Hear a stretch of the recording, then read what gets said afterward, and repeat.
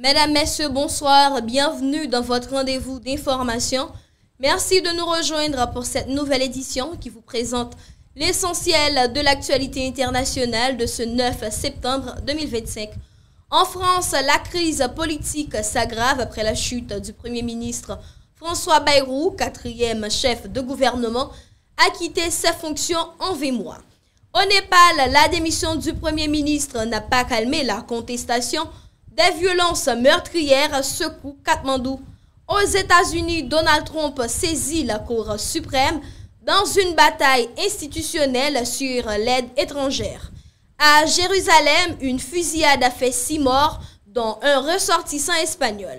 Dans la bande de Gaza, Israël appelle près de millions d'habitants à quitter la ville en vue d'une offensive terrestre.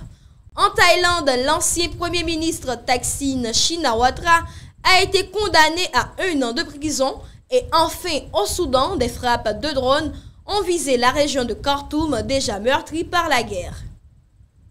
Mesdames, Messieurs, bienvenue au développement de ces titres. En France, la crise politique s'approfondit après la chute du Premier ministre François Bayrou, consécutive à l'échec de son vote de confiance.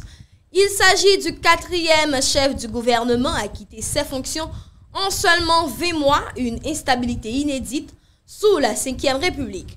Le pays fait face à un parlement fragmenté depuis les législatives anticipées de 2024, rendant les compromis difficiles.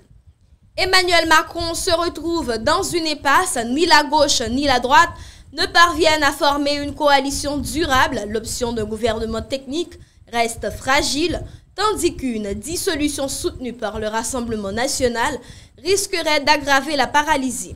Selon les sondages, seuls 15% des Français disent encore faire confiance au président. Dans ce contexte, les mouvements sociaux appellent à de nouvelles mobilisations dès le 10 septembre, tandis que le Rassemblement national tente de s'imposer comme alternative. Direction maintenant l'Asie, où une autre crise politique se transforme en véritable soulèvement populaire. Au Népal, le Premier ministre K.P. Sharma Oli a donné sa démission, mais cette décision n'a pas calmé la colère des manifestants. À Katmandou, le Parlement a été incendié après de violents affrontements qui ont déjà fait 19 morts et des centaines de blessés. Les protestataires dénoncent la corruption et réclament une refonte complète du système politique jusqu'à une nouvelle constitution. L'armée a été déployée, certains ministres ont dû être évacués par hélicoptère et même le domicile du Premier ministre a été pris pour cible. À l'origine de la contestation, le blocage des réseaux sociaux, largement perçu comme une atteinte aux libertés, Amnesty International et l'ONU réclament une enquête sur la répression, accusée d'avoir fait usage de balles réelles. Malgré la démission d'Oli, la rue continue de réclamer un changement de régime. Aux États-Unis, maintenant, c'est un bras de fer institutionnel qui oppose Donald Trump au Congrès. Aux États-Unis, Donald Trump demande à la Cour suprême de trancher sur une réduction de 4 milliards de dollars d'aide étrangère déjà votée par le Congrès. Le président estime que ces fonds ne correspondent plus aux priorités de son administration et souhaite les bloquer. La justice fédérale a ordonné leur versement, rappelant que l'exécutif ne peut pas agir seul contre la volonté du Congrès. Mais Trump insiste, dénonçant une menace pour la séparation des pouvoirs. Les fonds concernés sont destinés à des programmes de santé mondiale et de lutte contre le VIH-Sida. Les ONG craignent que la Maison-Blanche cherche à gagner du temps pour ne jamais les débloquer. Une affaire qui pourrait avoir de lourdes conséquences sur l'équilibre institutionnel américain. Toujours à l'international, l'actualité est marquée par une fusillade meurtrière à Jérusalem. À Jérusalem, une fusillade a fait au moins 6 morts et plusieurs blessés ce lundi matin. Parmi les victimes, un ressortissant espagnol. Selon la police israélienne, 2 assaillants ont ouvert le feu près d'un arrêt de bus avant d'être abattus. Le Hamas n'a pas revendiqué l'attaque mais a salué l'opération dans un communiqué. Il s'agit de la plus grave attaque dans la ville depuis 2023. Et c'est dans ce même climat de tension que Gaza se prépare à une offensive terrestre majeure. Dans la bande de Gaza, l'armée israélienne a ordonné à près de millions d'habitants de quitter la ville en prévision d'une offensive terrestre de grande ampleur. Benjamin Netanyahou affirme que les frappes aériennes récentes ne sont qu'un prélude à une opération visant à reprendre ce qu'il appelle le dernier bastion du Hamas. L'ONU alerte sur une catastrophe humanitaire. Beaucoup de familles n'ont pas les moyens de fuir et la famine menace déjà la population.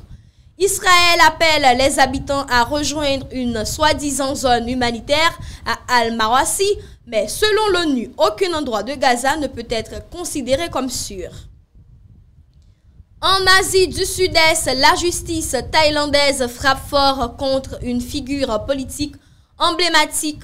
En Thaïlande, l'ancien premier ministre Thaksin Shinawatra a été condamné à 1 an de prison par la Cour suprême.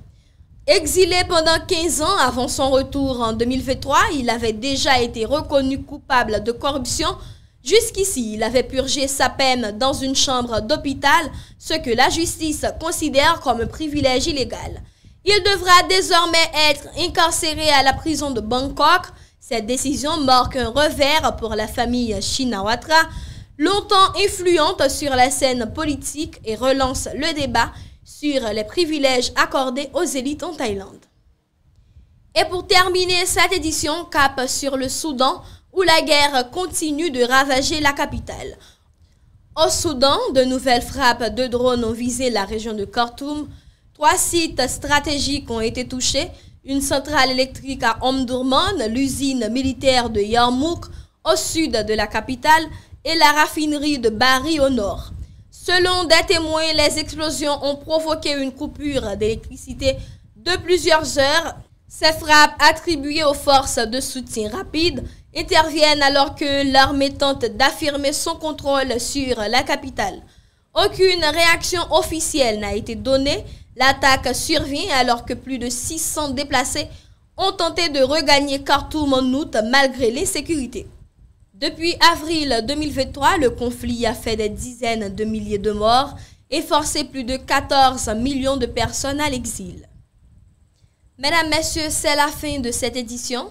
Merci de votre fidélité. Vous pouvez retrouver l'ensemble de ces informations sur nos plateformes numériques. Très bonne soirée à vous et à très bientôt pour un nouveau rendez-vous d'actualité.